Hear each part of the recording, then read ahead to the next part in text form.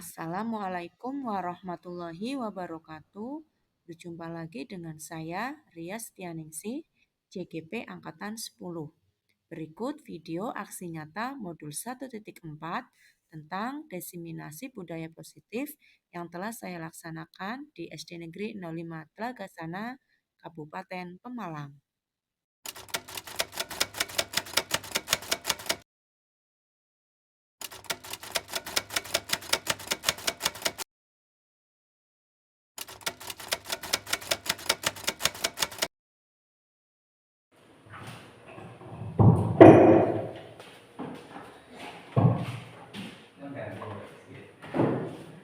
Assalamualaikum warahmatullahi wabarakatuh. Bismillahirrahmanirrahim.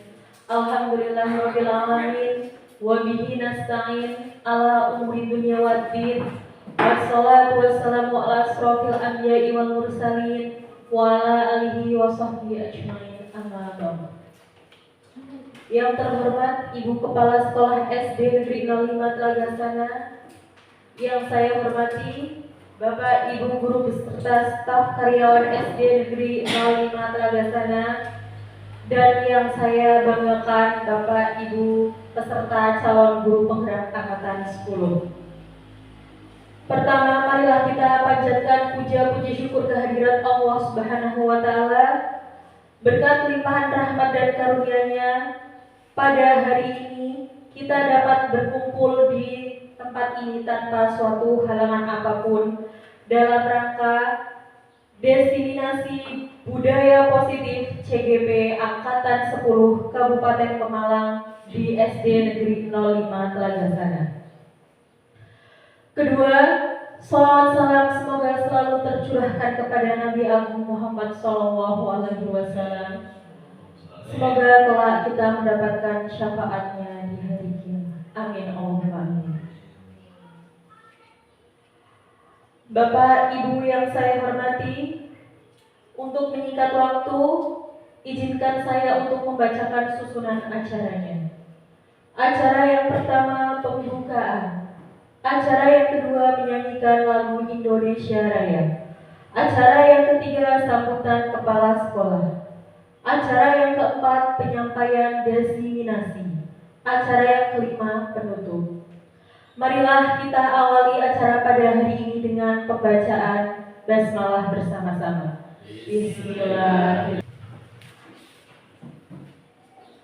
Bapak Ibu yang saya hormati, acara yang selanjutnya adalah sambutan kepala sekolah. Kepada Ibu Kepala Sekolah SD Negeri 05 Telagasana, waktu dan tempat dipersilahkan.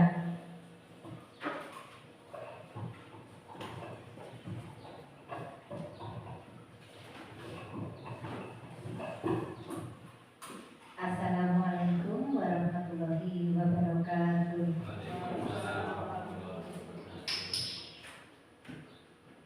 Yang saya hormati Bapak Ibu Guru beserta staf karyawan SD Negeri 05 Telagasana. Pertama-tama, marilah kita panjatkan puji syukur kehadirat Allah Subhanahu wa Ta'ala atas segala limpahan rahmat dan karunia-Nya.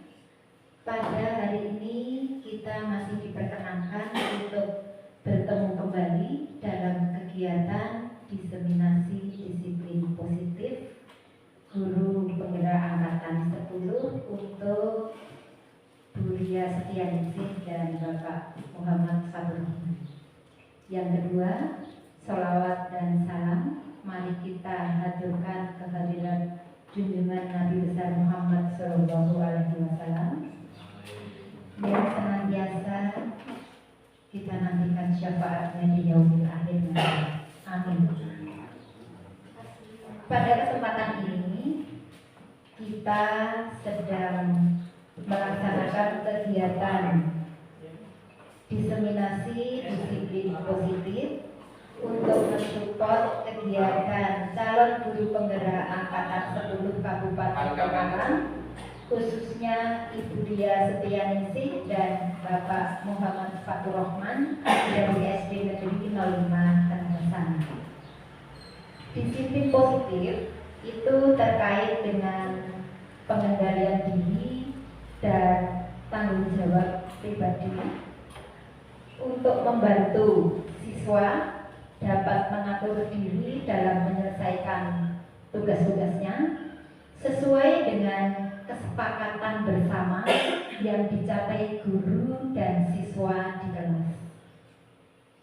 Disiplin positif juga membantu siswa untuk melatih rasa percaya diri dan juga berani mencoba, tidak pantang menyerah, tidak mudah menyerah ketika mereka menemui tantangan ataupun kesulitan dalam belajar. Disiplin positif ini juga membangun komunikasi yang baik antara guru dan siswa untuk menciptakan lingkungan yang aman dan nyaman untuk belajar, sehingga kualitas pembelajaran di satuan pendidikan dapat meningkat. Demikian sambutan yang bisa saya sampaikan. Semoga kegiatan ini bermanfaat, terus berprogres untuk Bapak dan Ibu guru hebat, terus majukan pendidikan Indonesia. Terima kasih.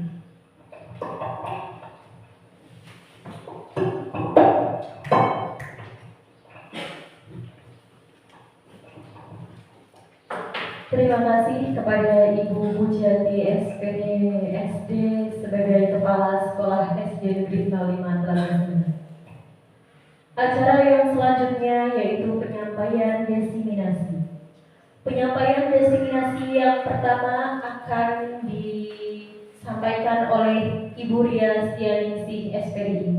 Kepadanya waktu dan tempat dipersilakan.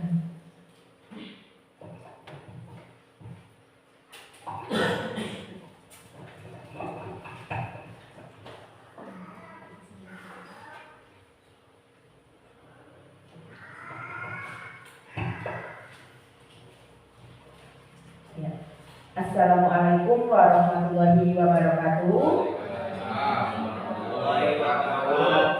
Yang terhormat Ibu Pujiati selaku Kepala Sekolah SD Negeri 05 Telagasana, yang saya hormati rekan-rekan guru dan staf karyawan SD Negeri 05 Telagasana. Terima kasih sekali pada kesempatan kali ini Bapak Ibu guru telah meluangkan waktunya untuk mengikuti kegiatan desiminasi yang akan dilaksanakan oleh kami CGP Angkatan 10 Kabupaten Pemalang. Baiklah, sebelum kita mulai acara, kayaknya lelah ya Bapak Ibu ya? Ya. Seharian kita sudah melaksanakan tugas belajar mengajar dengan anak didik, terkuras sudah tenaga dan pikiran kita. Supaya hari ini lebih fresh, kita lakukan pemanasan atau SBD dulu ya Bapak Ibu ya. Ya, lebih konsentrasi. Ini SBD-nya untuk konsentrasi supaya kita bisa konsentrasi mengikuti kegiatan hari ini. Mudah saja Bapak Ibu, ini juga nanti bisa ditularan kepada anak-anak, ya. Ketika saya mengucapkan sesuatu, nanti Bapak Ibu guru menjawabnya dengan kebalikannya. Misalnya, saya mengucapkan atas, ya. Bapak Ibu guru menjawab bawah. Ketika saya mengucapkan tangan kanan, Bapak Ibu guru mengajukan tangan kiri. Ketika saya mengucapkan lapar, Bapak Ibu nanti menjawab dengan kenyang.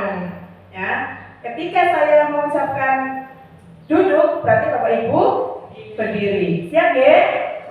Kita mulai dari sekarang, bisa? Oke. Atas. Bawah. Tangan kanan. Tangan kiri. Gak apa-apa sambil bergerak sudah gak apa-apa ya. Kenyang. Sesuai dengan jamnya. Duduk. Iya. Sudah ada semangat? Ya, lumayan lah ya, sedikit-sedikit. Oke, langsung kerja hari ini. Acara kita adalah diseminasi budaya positif pada SD Negeri 05 Telagasana. Ini bentuk dari pemaparan dari modul 1.4 yang telah kami ikuti. Kemudian kita lakukan diseminasi budaya positifnya. Oke, lanjut. Iya, ini siapa yang cantik sekali saya di sini ya Pak, Bu. Nah, kegiatan hari ini yaitu menyebarkan pemahaman dan pengalaman budaya positif yang akan disampaikan oleh saya sendiri, Rias Tianingsih, CGP Angkatan 10 dari SD Negeri 05 Telagasana, Kabupaten Pemalang. Sebelum kita melangkah lebih jauh, Bapak Ibu, sebenarnya apakah yang dimaksud dengan budaya positif itu? Kira-kira apa, Bapak Ibu? Budaya itu suatu kebiasaan.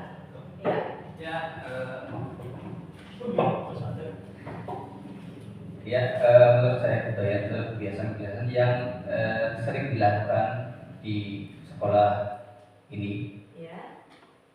Dan dilakukannya itu setiap pagi hari atau pembiasaan. Kemudian ada lagi perilaku atau sikap siswa disiplin ketika berada di lingkungan sekolah ataupun di dalam kelas. Misalkan budaya untuk saling sapa, kemudian ada lagi budaya untuk tertib di kelas dan disiplin tentang kebersihan di kelas. Ya mungkin itu yang dapat saya sampaikan. Iya. Kurang lebihnya. Terima kasih. Iya. Terima kasih banyak sekali kepada Bapak Fatur Rohman. Oke. Selanjutnya ada yang berpendapat lagi? Monggo, satu lagi. Ayo Pak Dian Baskoro. Iya, berpendapat. Oke. Ya, budaya positif. Budaya itu kebiasaan positif baik, berarti budaya yang berisi tentang yang baik-baik. Itu saja Bu. Oke, terima kasih Pak Dian. Ya, terima kasih banyak pada Pak Dian Baskoro yang telah menyampaikan pendapatnya dan juga pada Pak Fatur Rohman. Ya, next, budaya positif. Nah ini secara gamblangnya tadi kalau menurut Bapak Ibu guru sebenarnya sudah betul, hanya di sini ada beberapa teori ya.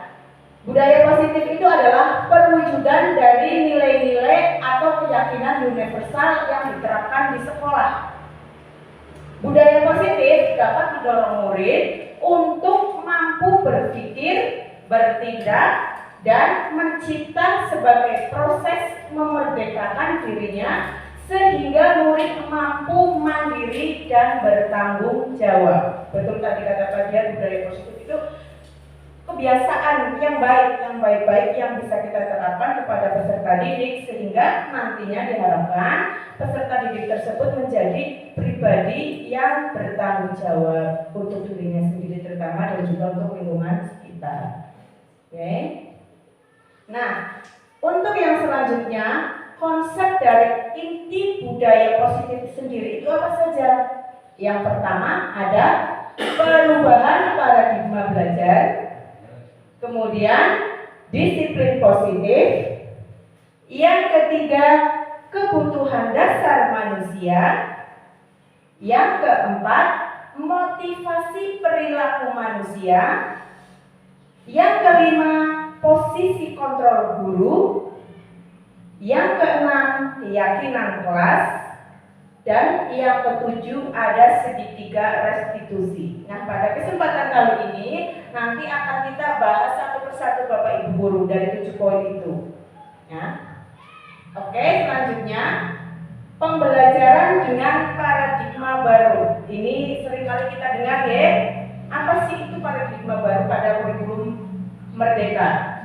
Yang akan saya paparkan di sini yaitu pembelajaran dengan paradigma baru merupakan pembelajaran yang dirancang berdasarkan prinsip pembelajaran berdiferensiasi sehingga para peserta didik belajar sesuai kebutuhannya berdasarkan tahap perkembangan sesuai dengan teori psikologi modern untuk mewujudkan profil pelajar Pancasila. Oke, apa itu profil pelajar Pancasila? Nanti juga akan kita kupas di sini. Oke, Bapak Ibu ya. Oke, selanjutnya, nah ini dia profil pelajar Pancasila. Di sini dipaparkan ada 6 poin. Oke, seringkali kita dengar profil pelajar Pancasila, profil pelajar Pancasila. Nah, inilah bentuknya. Yang pertama yaitu beriman, bertakwa kepada Tuhan Yang Maha Esa dan berakhlak mulia. Yang kedua ada bernalar kritis. Pelajar yang bernalar kritis yaitu pelajar yang kritis, mampu secara objektif memproses informasi dan kualitatif maupun kuantitatif. Oke, kita berusaha untuk menciptakan peserta didik yang dapat berpikir kritis. Terus berkebinekaan global, yaitu pelajar yang mempertahankan budaya luhur, lokalitas dan identitasnya, dan tetap berpikiran terbuka dalam berintegrasi terhadap budaya lain. Jadi apalagi sekarang zamannya teknologi serba canggih, informasi mudah didapatkan di mana-mana, pertukaran budaya mudah sekali. Zamannya K-pop, ini Bapak Ibu ya. Nah, dengan berbekal profil pelajar Pancasila kita harapkan meskipun dengan kemajuan zaman, perkembangan global yang begitu marak sekali apalagi dengan media sosial, diharapkan peserta didik kita ke depannya itu masih tetap berpegang dengan nilai-nilai luhur sesuai dengan identitas bangsa kita, sehingga tidak tercampur dengan identitas bangsa yang lain. Yang selanjutnya yaitu bergotong royong. Nah, di sini penjelasannya yaitu pelajar yang memiliki kemampuan untuk melakukan kegiatan bersama-sama dengan sukarela. Seiring berkembangnya zaman, hampir berkurang sikap gotong royong di lingkungan kita. Semoga dengan penerapan profil pelajar Pancasila ini, siswa-siswi kita masih tertanam apa itu jiwa gotong royong. Dengan membantu sukarela ketika misalnya kita bisa terapkan di sekolahan ketika melaksanakan kegiatan kebersihan, semua anak-anak bisa ikut turut serta. Jangan hanya anak-anak, mungkin kita sebagai guru bisa mencontohkannya seperti itu. Sehingga diharapkan kegiatan-kegiatan tersebut nantinya akan mereka tanamkan dalam lingkungan masyarakat. Seperti ada kegiatan kerja bakti di desa, maka dengan sendirinya, dengan ikhlasnya, kedepannya peserta didik kita akan turut serta mengikutinya. Yang selanjutnya yaitu mandiri. Nah, pelajar yang bertanggung jawab atas proses hasil dan hasil belajarnya. Ini yang mandiri. Jadi kita berusaha sebagai pendidik itu menciptakan peserta didik kita memiliki jiwa mandiri, tidak bergantung kepada orang lain. Ini juga nanti sangat bermanfaat sebagai bekal mereka ketika mungkin dewasa atau bekerja, merantau keluar daerah, ketika mereka memiliki sifat mandiri tertanam dalam diri mereka tidak akan mudah selalu bergantung misalnya bergantung kepada orang tua terus, itu kan tidak bisa menumbuhkan sifat mandiri. Nah, diharapkan dengan penerapan profil pelajar Pancasila, peserta didik kita akan terbiasa terlatih untuk bersikap mandiri, sehingga mampu mengikuti atau mampu menerima kehidupan mereka di kemudian hari sebagai bekal. Karena sudah didasari oleh sifat mandiri pada pelajar Pancasila, mereka tidak akan kaget. Terus yang terakhir yaitu kreatif. Nah, di sini pelajar yang kreatif mampu memodifikasi dan menghasilkan sesuatu yang orisinal, bermakna, bermanfaat, dan berdampak. Jadi meskipun letak geografis sekolah kita berada di daerah yang mungkin jauh dari keramaian, dari pedesaan, tapi kita harapkan peserta didik kita itu nantinya mampu menjadi peserta didik yang kreatif. Dengan apa apa sih potensi alam yang ada, bisa mereka kembangkan sehingga menjadi suatu nilai yang bermanfaat untuk mereka. Misalnya dengan kerajinan sapu gelaga, dengan kerajinan mungkin kemarin sebagai contoh dari kita jahit tamak. Terus di sini juga lingkungannya masih sangat asri dengan budaya lokal yang sangat kental sekali. Mungkin dari hasil pertanian yang nantinya bisa dikreativitaskan mungkin menjadi sesuatu yang lebih bermakna seperti itu. Oke, selanjutnya. Nah, yang kedua adalah disiplin positif. Tadi budaya positif, dan yang sekarang disiplin positif. Apa itu disiplin positif? Disiplin positif adalah pembiasaan hal yang baik, mencakup sikap atau perilaku maupun tutur kata oleh seluruh warga di sekolah, terutama bagi murid, agar dapat berkembang menjadi pribadi yang kritis, mandiri, dan bertanggung jawab.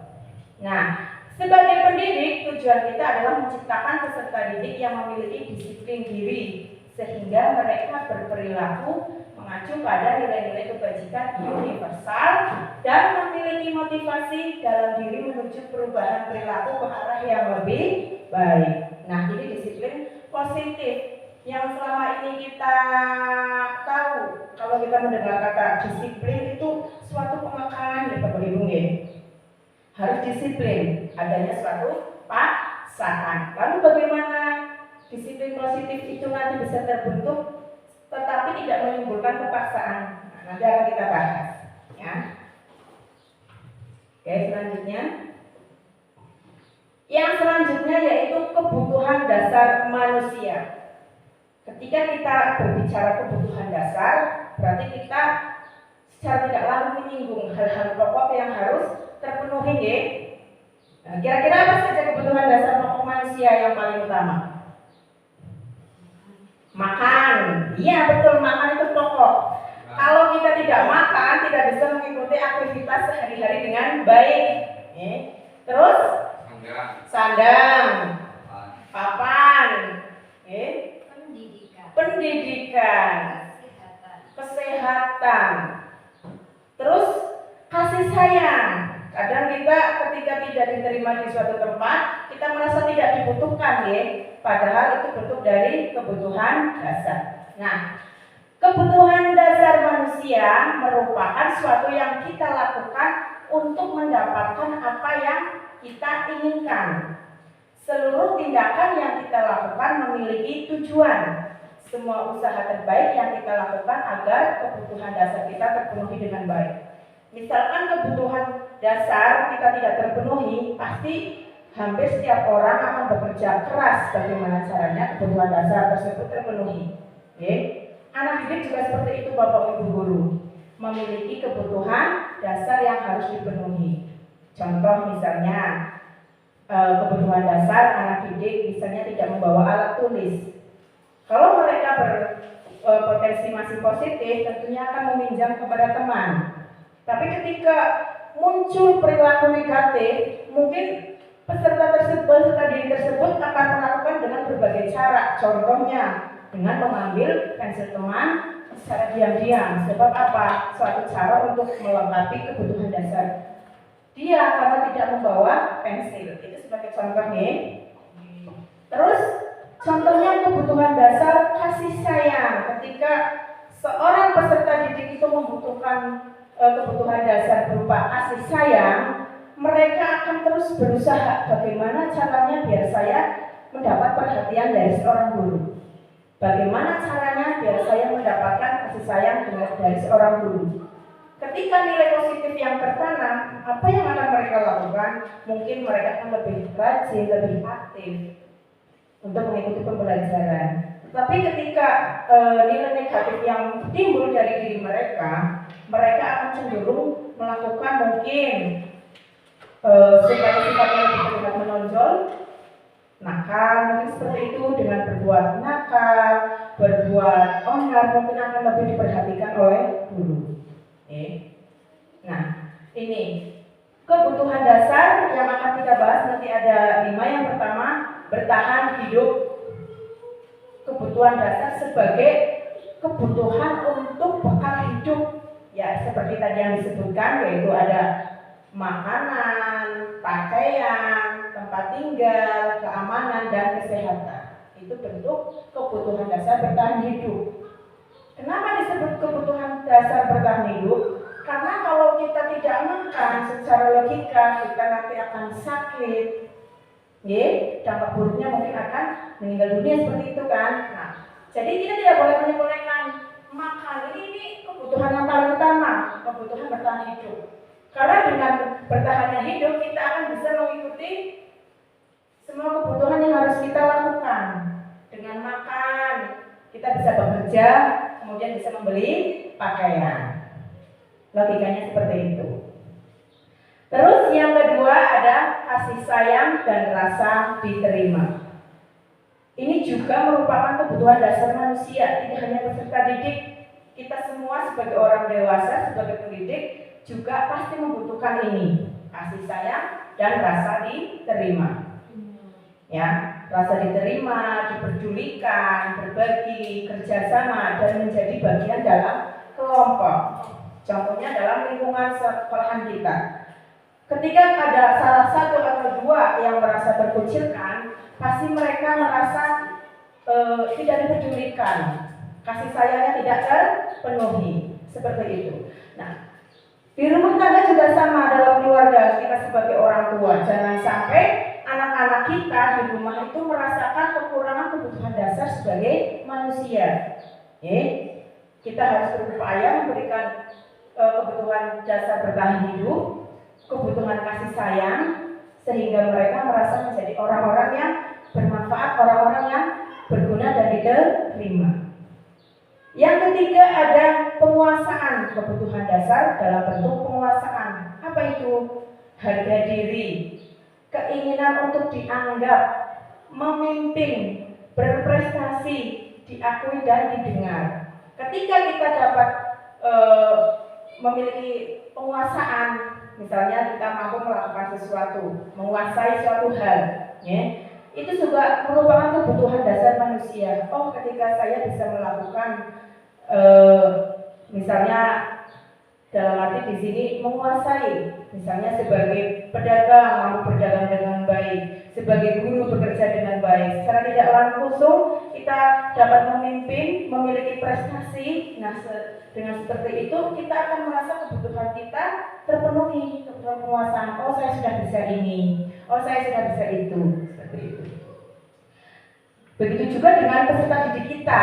Ketika mereka mampu mengikuti pembelajaran dengan baik, menguasai pembelajaran dengan baik, mereka merasa kebutuhan dasar mereka terpenuhi. Oh, saya sekolah, kebutuhan saya untuk menjadi mungkin yang tadinya tidak bisa membaca, hanya bisa menguasai, bisa membaca. Itu mereka merasa kebutuhan dasar mereka sebagai peserta didik terpenuhi. Yang selanjutnya yaitu ada kebutuhan dasar kebebasan. Di sini mandiri, memiliki pilihan, mencoba hal baru dan mampu mengendalikan arah dirinya. Ya. Dan selanjutnya ada kebutuhan dasar kesenangan, bermain, humor, antusias dan tertawa. Jadi kita kadang merasa bersalah juga ketika kita melihat peserta didik kita sedang bermain, kemudian kita melarangnya, padahal itu suatu kebahagiaan buat mereka. Tapi kembali lagi kepada kedisiplinan tadi, nanti akan ada peraturan di mana letaknya kesenangan tersebut harus didapatkan. Mungkin di luar kelas mereka bermain, itu suatu kebutuhan. Ya. Selanjutnya, motivasi perilaku manusia. Oke, sebelum kita lanjut nanti sesi pertanyaan, saya buka setelah pemaparan materi selesai nih Bapak Ibu ya. Sekarang saya fokus ke pemaparan definisinya dulu. Motivasi perilaku manusia ada 3. Yang pertama hukuman, konsekuensi, dan restitusi. Ini perlu kita ketahui, dan setelah kita mengetahui diharapkan nanti bisa kita terapkan dalam proses pembelajaran pada peserta didik. Yang pertama hukuman. Nah, ini definisinya tidak terencana, terjadi secara tiba-tiba. Murid tidak tahu apa yang akan terjadi, dan hukuman itu bersifat satu arah. Hukuman itu bisa berupa fisik dan psikis. Mungkin kalau fisik dengan verbal, dengan ucapan-ucapan yang menyakitkan. Terus fisik mungkin dengan misalnya lari mengelilingi lapangan, itu bentuk hukuman secara fisik. Kemudian konsekuensi, definisinya terencana atau disepakati sesuai dengan peraturan. Murid tetap dibuat tidak nyaman. Sikap guru selalu memonitor murid. Nah ini, dengan hukuman tadi murid pasti tidak nyaman ketika kita memberikannya sebuah hukuman. Konsekuensi dari hukuman itu apa? Konsekuensinya murid menjadi tidak nyaman. Misalnya kita hukum dengan psikis, dengan perkataan-perkataan yang dapat menyakiti, yang menekan. Murid merasa tidak nyaman. Apalagi hal tersebut dilakukan di depan teman-temannya, peserta didik lainnya. Mereka akan merasa malu dan sebagainya. Terus ketika kita memberikan hukuman fisik, mereka disuruh lari misalnya keliling lapangan, mereka akan sangat tidak nyaman. Ya. Selanjutnya yang ketiga yaitu ada restitusi. Apa itu restitusi? Nanti akan kita bahas. Jadi definisinya adalah proses menciptakan kondisi bagi murid untuk memperbaiki kesalahan. Yang kedua, proses kolaboratif yang mengajarkan murid untuk mencari solusi sendiri. Nah, dari langkah tadi, kemudian kita akan masuk kepada posisi kontrol guru. Jadi guru itu memiliki posisi kontrol ada 5. Yang pertama adalah penghukum. Guru memposisikan dirinya sebagai penghukum. Yang kedua, membuat merasa bersalah. Yang ketiga, sebagai teman. Yang keempat, sebagai pemantau. Pemantau tukang ngintip ya Bapak Ibu ya. Dan yang terakhir sebagai manajer. Dari kelima posisi kontrol ini, secara tidak langsung, sadar tidak sadar, pasti kita pernah menerapkannya. Apalagi di posisi 1 dan 2. Pernah apa tidak Bapak Ibu guru? Pernah ya. Kita di sini bertindak sebagai penghukum. Misalnya ketika ada anak yang tidak mengerjakan tugas, kadang kita juga memberikan hukuman bagi mereka. Kemudian membuat merasa bersalah. Nah, nanti penjabarannya bentuk-bentuknya seperti apa sih dari kelima posisi kontrol tersebut? Terus kira-kira yang paling tepat bagi kita seorang guru itu posisi kontrol yang mana? Oke, selanjutnya. Nah, ini ada sebuah contoh kasus. Ya, ketika ini misalnya ada anak yang bernama Adi. Adi ini terlambat hadir ke sekolahan. Ada penerapan kelima posisi kontrol. Yang pertama, ketika posisi kontrol tersebut adalah sebagai penghukum, ketika Adi terlambat, kira-kira apa yang akan dilakukan oleh penghukum tersebut? Yang pertama, ketika kita sebagai seorang guru dalam arti memposisikan diri sebagai penghukum. Dalam kasus misalnya ada anak yang terlambat sekolah, penghukum itu nada suaranya tinggi, bahasa tubuh, matanya melotot, ya Pak Dian? Melotot Pak Dian. Dan jari menunjuk-nunjuk atau menghardik. Ya, itu dari posisi tubuhnya. Contoh di sini percakapannya. Ini ada yang bisa memperagakan. Dari percakapan ini diterapkan dengan posisi penghukum. Monggo Pak Yanuar memperagakan sebagai posisi penghukum. Ya. Ini diperagakan dengan posisi penghukum, dengan ekspresi sebagai guru seorang penghukum. Ini. Muridnya siapa Bu? Muridnya Pak Dian. Ya Pak Dian. Pak Dian sebagai Adi yang datang terlambat. Muridnya kan dia coba. Muridnya Ya. masuk. Ya, Waalaikumsalam. Adi dari mana? Kok terlambat terus? Kamu itu gimana? Besok jangan terlambat-terlambat lagi, ya? Ya sudah, duduk. Iya. Jangan pergi dulu, di sini dulu. Nanti kita praktekkan sampai ke 5 posisi kontrol ya Bapak Ibu ya. Ya, iya itu tadi bentuk penghukum. Pak Yanwar menghadik dengan menuding-nuding tangannya kepada adik yang datang terlambat. Itu ya. Hasilnya kira-kira perasaannya bagaimana? Pak Dian, ketika Anda sebagai adik diperlakukan seperti itu. Sakit. Sakit sampai kemana sakitnya Pak Dian? Sampai ke hati. Sampai ke hati. Iya. Iya. Nah, hasilnya ini tadi memungkinkan murid marah dan mendendam. Tadi ada dendam nggak seperti itu kan? Dendam. Wah, dendam sekali. Sampai nanti puas. Iya. Nah, bisa jadi sesudah kembali duduk, murid tersebut akan mensuarakan mungkin marah ekspresinya, mengikuti pembelajaran dengan hati yang meronta-ronta seperti itu. Jadi tidak nyaman posisi penghukum itu, ya Bapak Ibu, ya.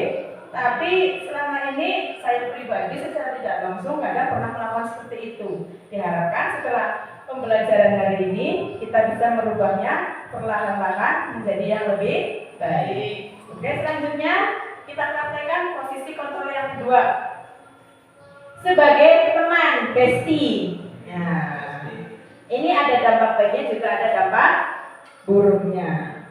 Nah, nada suaranya bagaimana? Ramah, akrab, dan bercanda. Bahasa tubuhnya itu merapat pada murid, rangkul-rangkul biasanya ya. Yang penting sama jenis gitu Bapak Ibu nggih. Kalau dengan lawan jenis nanti bisa kena CCTV terpasang-pasang. Nah, ini bisa diperagakan monggo Pak Yanuar kepada muridnya terlambat. Oke, silakan. Kita peragakan nih Bapak Ibu ya. Assalamualaikum. Waalaikumsalam. Maaf Pak, terlambat. Oh ya sini nggak apa-apa ya. Kemarin kan kamu sudah janji sama bapak bahwa tidak akan terlambat lagi. Nah, kenapa terlambat tadi? Siangan Pak. Siangan, sudah sering siangan. Ya udah, duduk sana, silakan. Iya, oke. Nah, inilah bentuk contoh sebagai posisi kontrol sebagai teman, ya, akrab, bestie. Oke. Nah, hasilnya bagaimana? Murid akan merasa senang dan akrab dengan guru. Ini termasuk dampak yang positif. Oh, dihargai oleh guru saya diterima dengan baik oleh guru saya. Itu dampak positifnya. Hanya saja sisi negatifnya, muridnya itu menjadi tergantung sama guru tersebut. Besok saya terlambat lagi karena saya sudah berteman dengan Pak Dian, mungkin seperti itu. Ya, itu dampak negatifnya. Oke, selanjutnya. Nah, ini yang selanjutnya yaitu guru memposisikan diri sebagai pemantau. Nada suaranya datar, bahasa tubuhnya formal. Oke. Tetapi di sini ada unsur mendetai, mendikte aktivitasnya tersebut. Oke. Bisa diperagakan lagi? Oh, gantian. Pak Tanijan Abu Soleha sebagai posisi pemantau. Monggo. Atau sama saya, nggak apa-apa sama saya. Ayo Pak Tanijan, jenengan sebagai adik yang berangkat terlambat.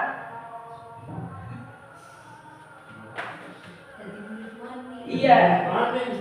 Mumpung.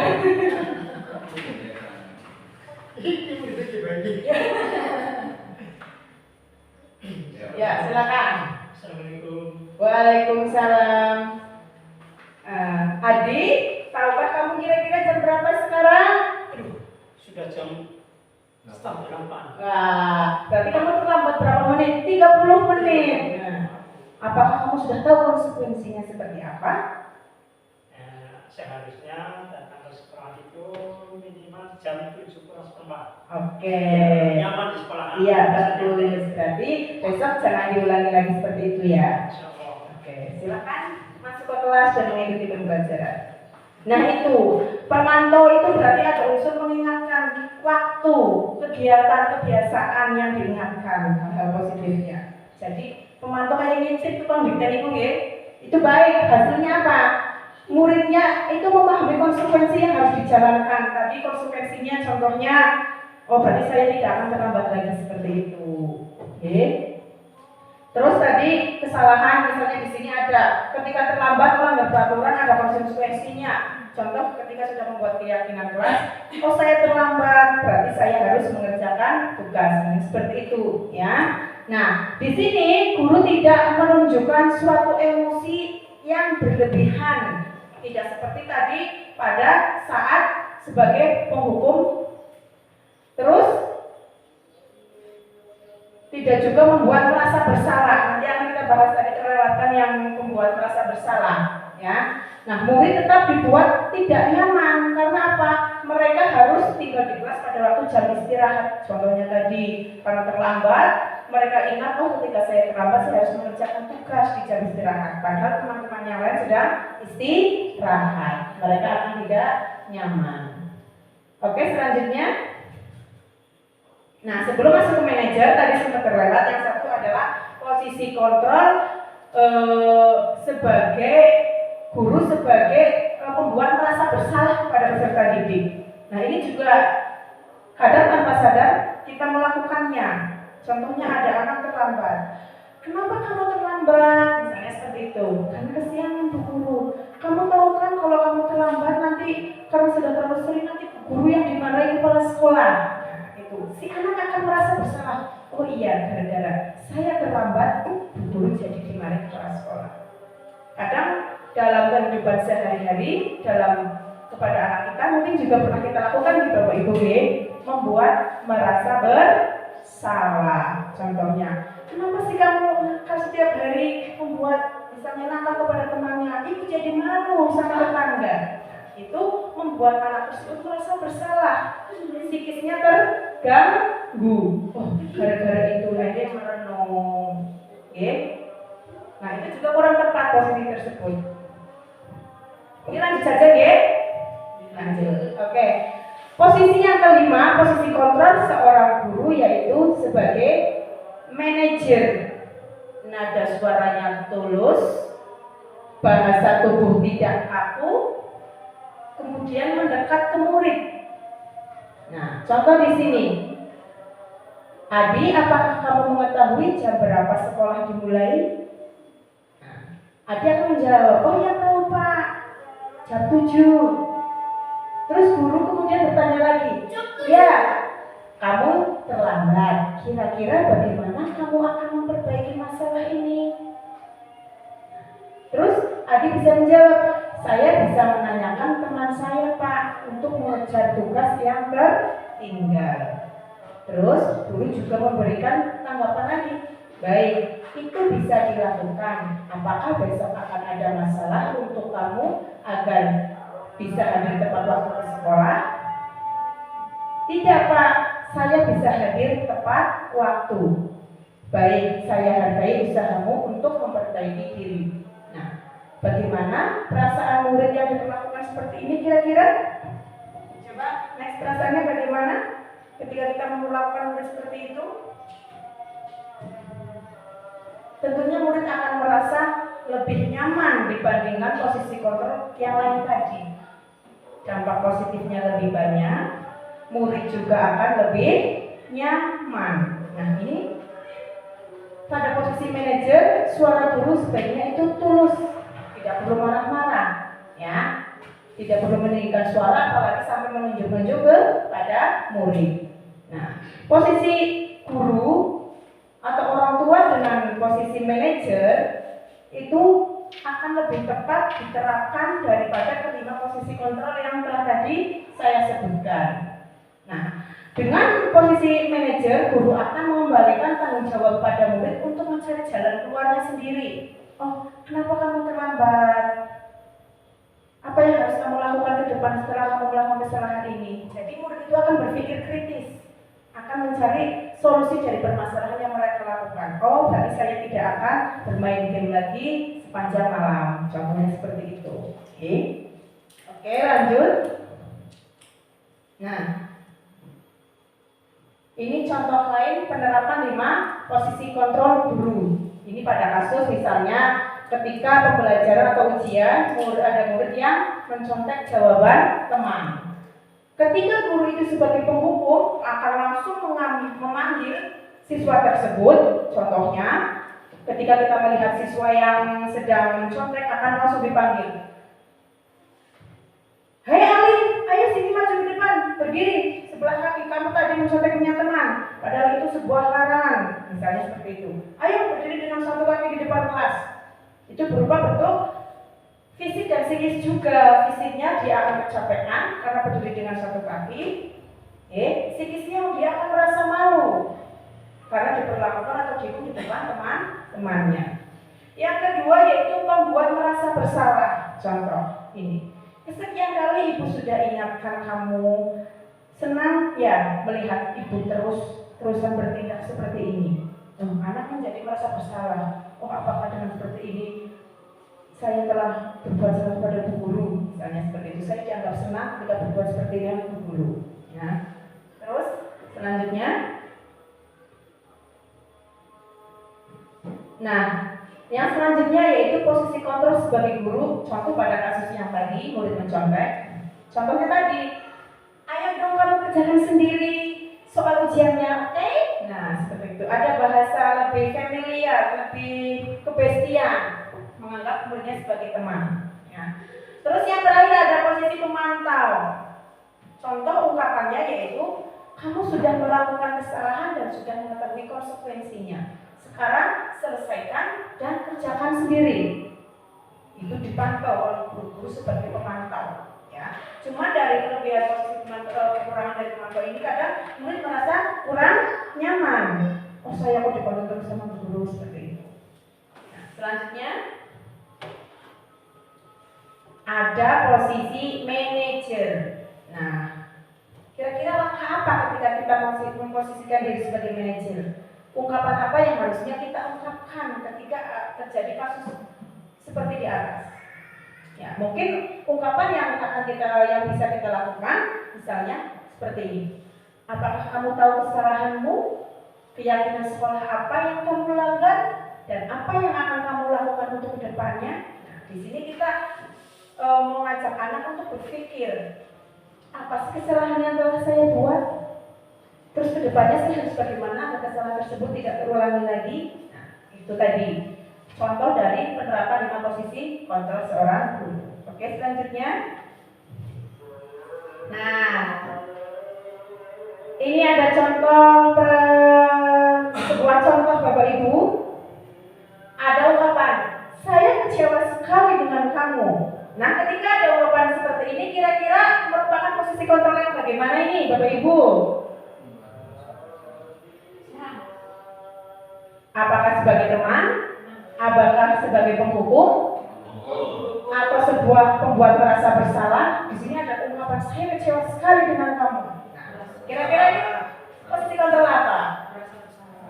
Ya, coba kita lihat. Iya, pembuat merasa bersalah.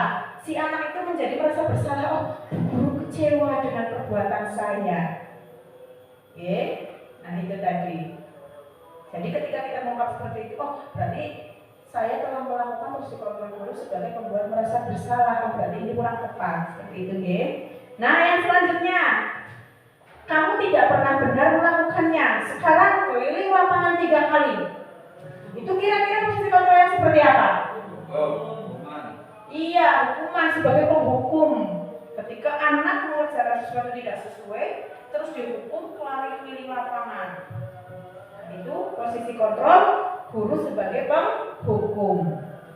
Oke, selanjutnya ada lagi ini Bapak Ibu.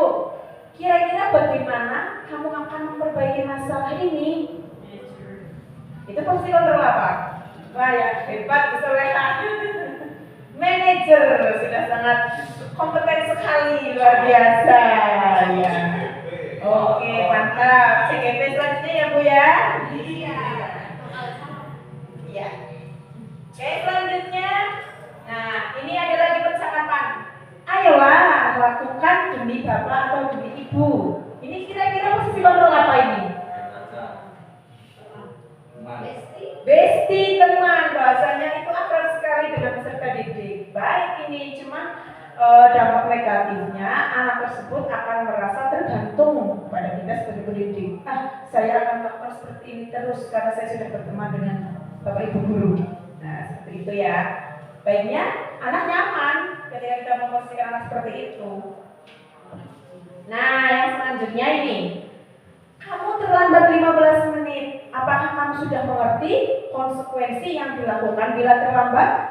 Ini kira-kira posisi kontrol apa ini? Pemantau. Ada bentuk mengingatkan waktu. Ya, dipantau waktunya. Nah, ini kadang anak merasa tidak nyaman ketika diberlakukan seperti itu.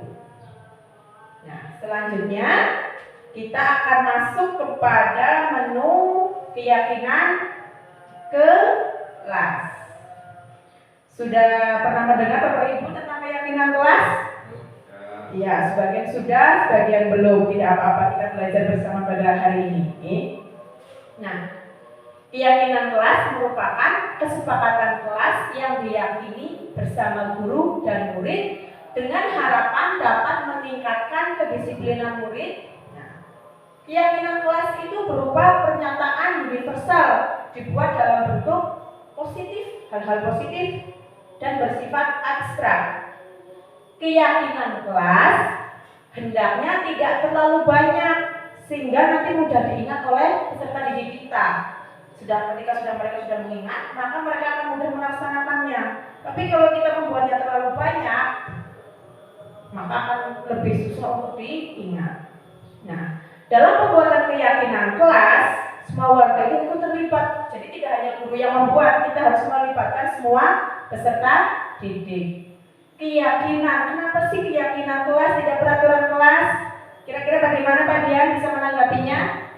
Kenapa keyakinan kelas, bukan peraturan? Monggo. Ya, mengapa keyakinan kelas? Karena dibuat kesepakatan anak-anak semua. Kalau peraturan kelas biasanya dibuat dari sekolah. Itu tuh. Iya, terima kasih. Oke, terima kasih banyak pada Pak Dian. Ya betul. Kenapa sih harus keyakinan, tidak peraturan saja? Sebenarnya konsepnya hampir sama, ya. Hanya saja kalau keyakinan kita melibatkan semua peserta didik. Mereka membuat sebuah keyakinan tersebut dengan ketulusan hati. Okay. Ketika kita melakukan sesuatu dengan ketulusan hati yang telah kita buat sendiri, dengan kita yakini bahwa itu baik, maka tidak harus dipaksa, tidak harus dengan paksaan, akan sendirinya dilaksanakan. Tetapi ketika peraturan, biasanya peraturan itu dibuat oleh orang lain, pihak lain yang harus kita laksanakan. Contohnya peraturan saat di jalan raya. Ketika kita tidak pakai helm, maka akan kena tilang. Siapa yang membuat peraturan itu? Mungkin dari pihak kepolisian. Tapi kita bukan polisi pun harus melaksanakannya. Nah, seperti itu, ya. Nah, tapi kalau keyakinan kelas, kita melibatkan seluruh peserta didik untuk membuat sebuah keyakinan. Hal-hal positif kira-kira apa saja yang harus kita lakukan selama kita ada di kelas. Nah, seperti itu. Ini contohnya. Keyakinan kelas itu ada nilai disiplin, peduli, kejujuran, kebersihan, kesantunan, terus juga masih banyak lainnya, ada empati, itu hal-hal baik ya, mungkin terus ada menghormati orang lain. Nah, ini contoh. Saya hanya membuat 5 keyakinan kelas saja. Ya.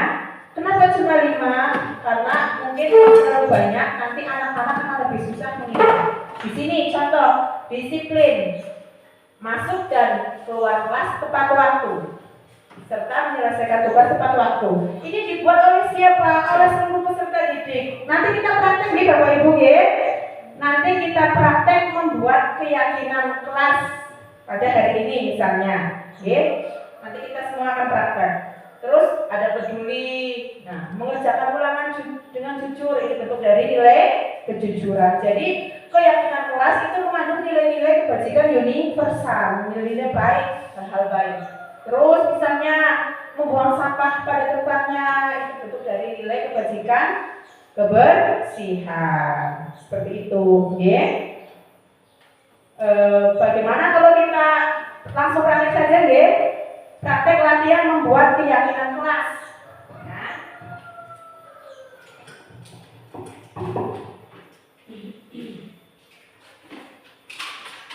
Nah, ini nanti Bapak Ibu guru saya kasih kertas satu-satu.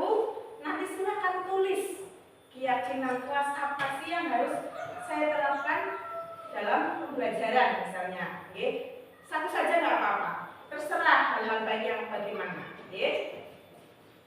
Nah,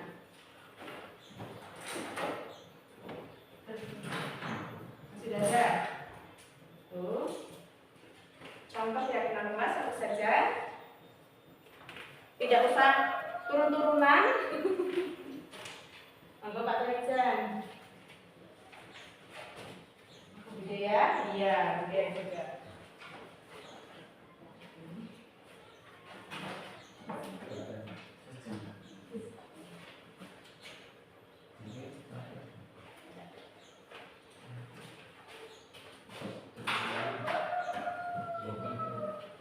Sultan Pak.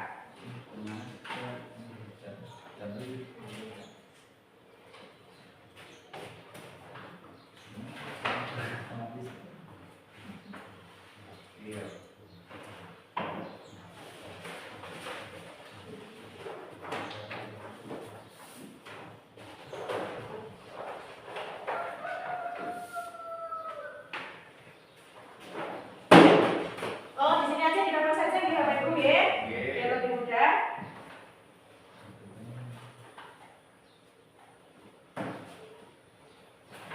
Oke, sudah semua? Sudah. Nanti kalau sudah silakan Bapak Ibu tempelkan di sini keyakinan kelas yang sudah. Bisa langsung maju menempelkan. Oh iya. Pulpennya ada yang belum?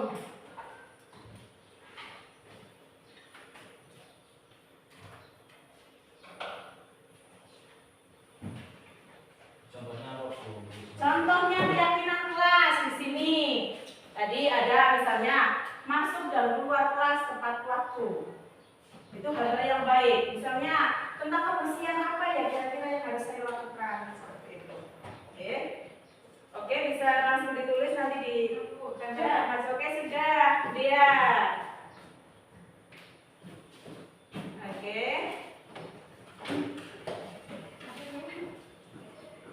Gak apa-apa sesuai isi hati. Nanti kan kita pilih ini termasuk dalam kategori keyakinan kelas atau bukan. Ramai sini, aduh. Silakan Pak Mandor.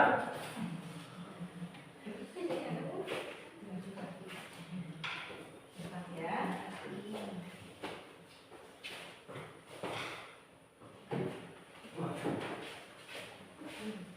Ya, Pak Dian. Oke, dicekrek.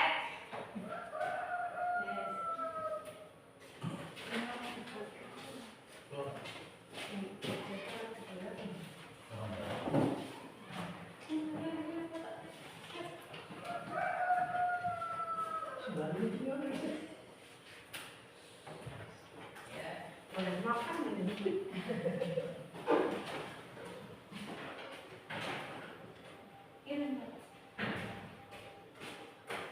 Oke, kita menunggu Pak Tanija. Tenang Pak, kita tunggu Pak.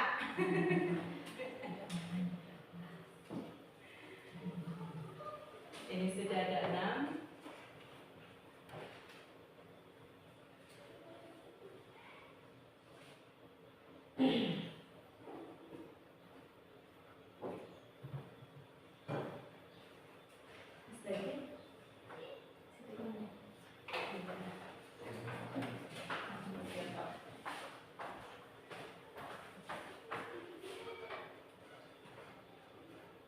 Iya, nah inilah contoh keyakinan kelas yang sudah Bapak Ibu buat. Contoh ini, datang tepat waktu.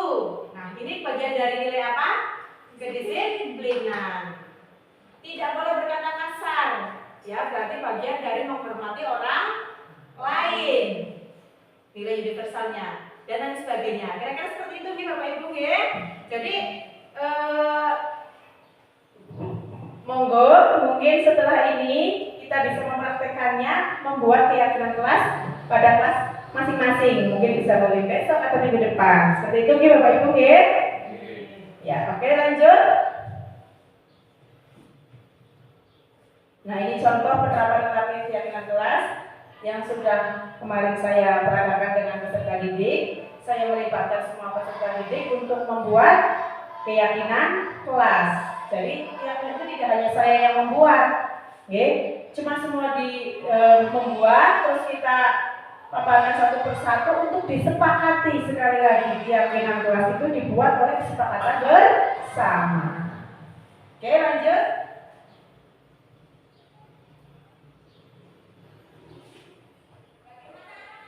Ya. Nah, ini mereka menempel seperti yang tadi kita lakukan. Nah, setelah ditempel, kemudian saya rangkum menjadi satu dari semua keyakinan kelas itu, terus ditempel di kelas masing-masing supaya peserta didik lebih mudah mengingatnya. Nah, oke, memasuki materi yang selanjutnya yaitu segitiga restitusi. Asing ya Bapak Ibu? Saya juga baru mendengar istilah ini setelah saya mengikuti kegiatan pendidikan calon guru penggerak. Saya baru dengar ada istilah segitiga restitusi. Apa itu segitiga restitusi? Segitiga restitusi adalah suatu proses dialog yang dijalankan oleh guru atau orang tua agar dapat menghasilkan murid yang mandiri dan bertanggung jawab. Nah, segitiga restitusi ini membantu murid memiliki tujuan disiplin positif dan memperbaiki dirinya setelah berbuat salah. Jadi segitiga restitusi itu dilakukan untuk apa? Mencari solusi dari permasalahan yang kita temui antara guru dan peserta didik atau peserta didik dengan yang lainnya dan juga guru dengan rekan guru lainnya. Ya, kita bisa selesaikannya dengan segitiga restitusi. Ini ada 3, namanya juga segitiga. Ya, ada 3 tahapan. Yang pertama menstabilkan identitas, kemudian validasi tindakan yang salah, dan yang terakhir yaitu menanyakan keyakinan. Diharapkan dengan melakukan tahapan segitiga restitusi tersebut, permasalahan yang kita hadapi akan terselesaikan dengan baik. Selanjutnya, nah ini tahapan yang pertama dari segitiga restitusi. Tahapan yang pertama adalah menstabilkan identitas.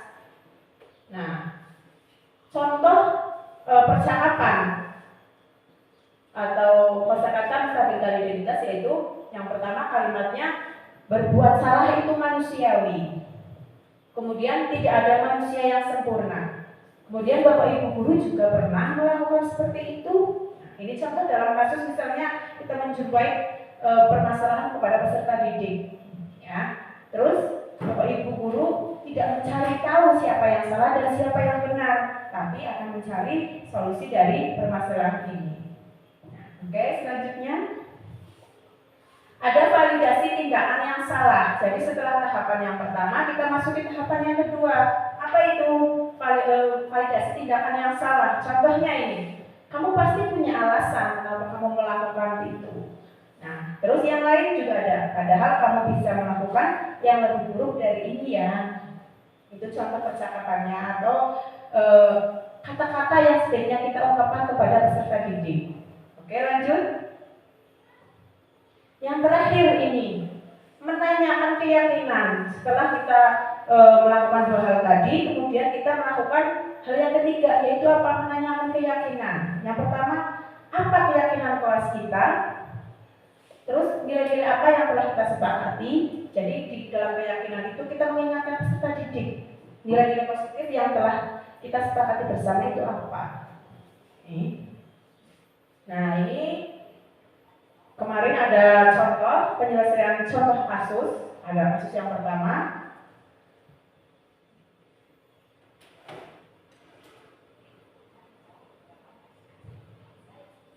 Langsung lihat saja. Terus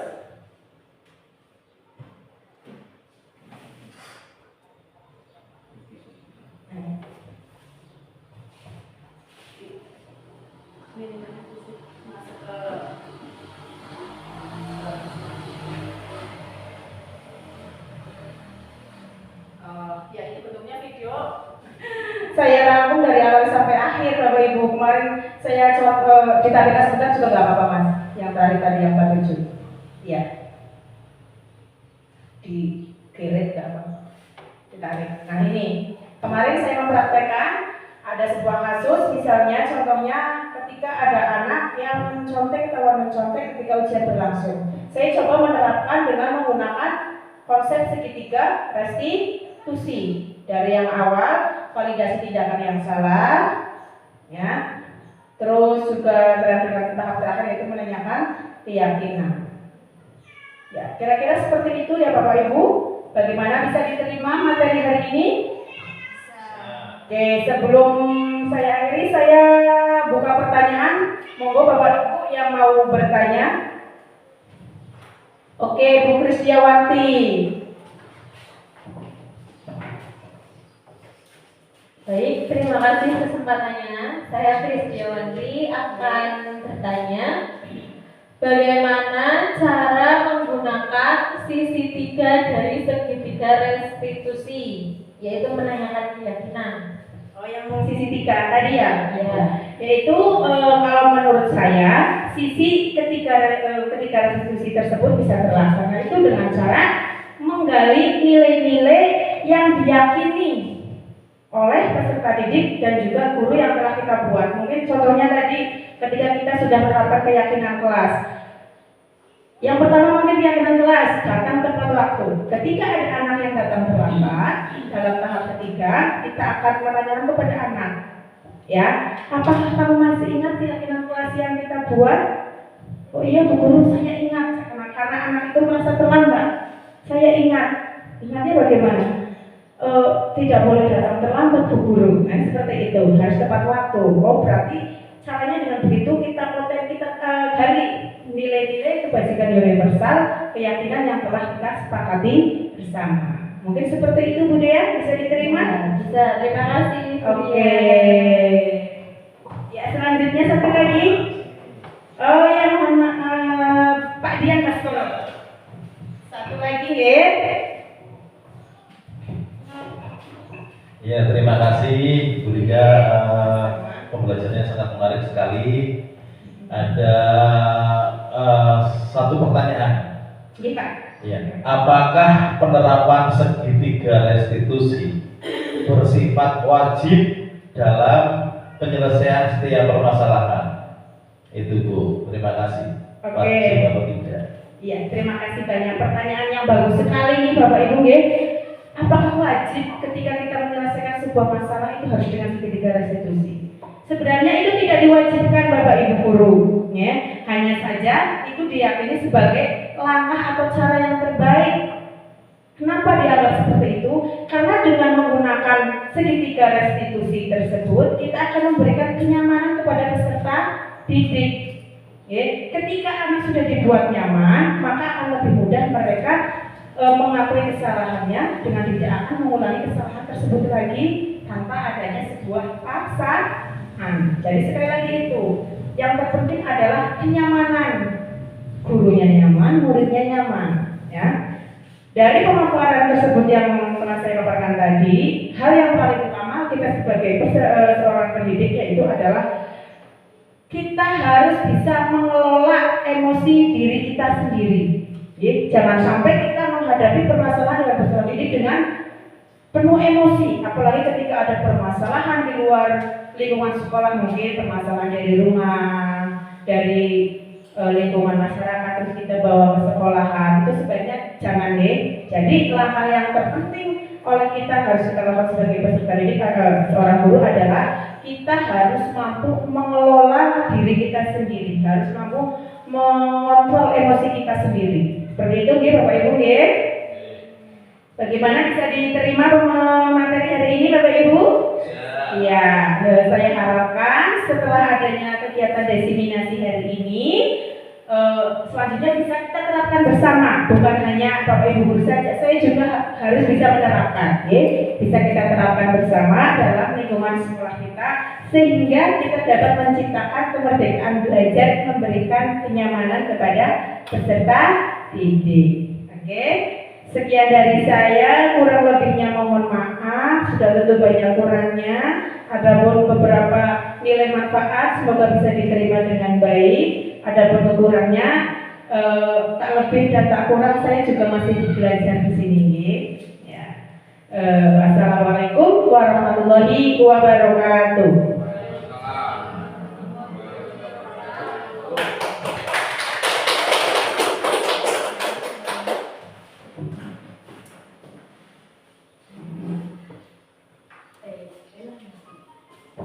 Oke, penyampaian materi yang sangat luar biasa. Oke, Bapak Ibu yang saya hormati, ini waktunya sudah menunjukkan pukul 12 lebih. Kita lebih baik isoman dulu ya. Nanti kita, monggo silakan nanti hadir ke sini lagi ya. Satu kali lagi. Oke, terima kasih. Monggo Bapak Ibu silakan hadir. Iya, semuanya setuju sih. Setuju. Iya, Di pause ya Bu.